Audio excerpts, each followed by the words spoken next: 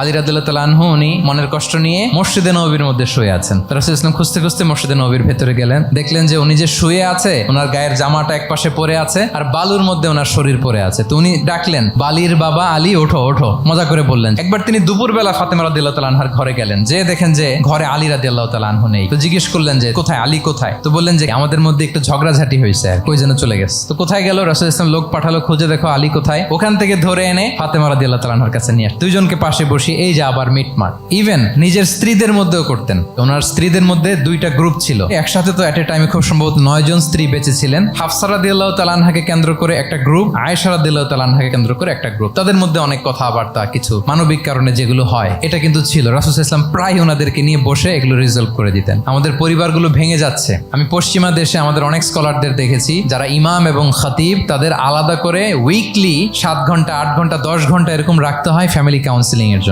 যাদের মধ্যে বিরোধ, হাজবেন্ড ওয়াইফের ঝামেলা চলতেছে, উনি কাউন্সিলিং করে। এটা খুব জরুরি। আল্লাহ রাসূল সাল্লাল্লাহু আলাইহি ওয়াসাল্লাম এটা করতেন, সাহাবাদের মধ্যে করতেন। এটা ছিল রাসূল সাল্লাল্লাহু আলাইহি ওয়াসাল্লামের ডেইলি বেসিসে একটা অ্যাক্টিভিটি। কনফ্লিক্ট তিনি রিজলভ করে দিতেন।